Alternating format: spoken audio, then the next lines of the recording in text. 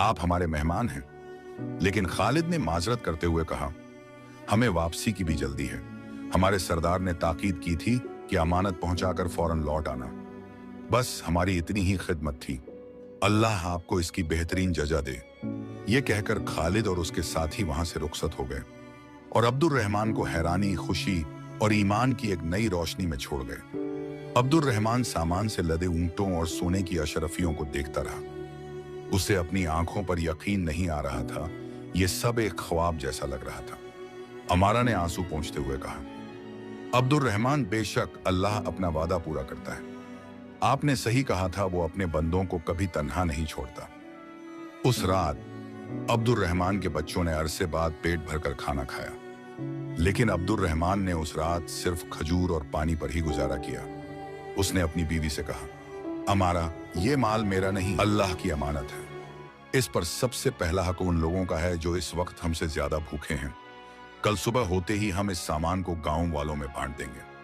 अगली सुबह फजर की नमाज के बाद अब्दुर रहमान ने गांव में ऐलान करवाया, जिसके घर में भी खाने को कुछ नहीं है, वो मेरे घर से आकर अनाज ले जाए।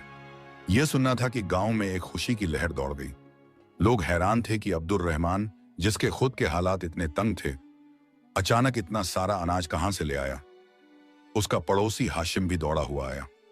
जब उसने अब्दुर रहमान के घर के बाहर अनाज के ढेर और लोगों की भीड़ देखी तो वो दंग रह गया। उसने अब्दुर रहमान से पूछा, अब्दुर रहमान, ये सब क्या है? कल तक तो तुम्हारे घर में फक्र था, आज ये दौलत कहां से आ गई? अब्दुर रहमान ने मुस्कुराकर वही जवाब दिया जो उसने पहले दिया था।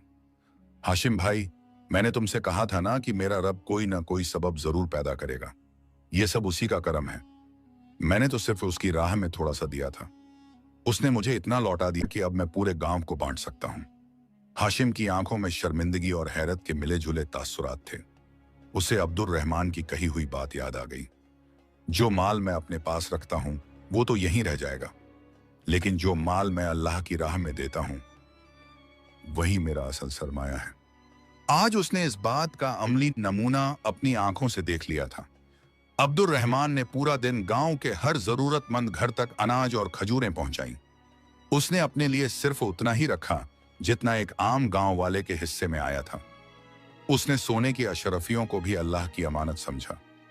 उन सिक्कों से उसने गांव के कर्ज में डूबे लोगों के कर्ज अदा किए, बेवाओं के लिए माहाना वजीफे मुकर्रर किए और गांव का जो कुआं सूख गया था उसे और गहरा खुदवाने का काम शुरू करवा दिया ताकि पानी की कमी दूर हो सके। देखते ही देखते अब्दुर रहमान की बरकत से पूरे यास्मीनाबाद की किस्मत बदल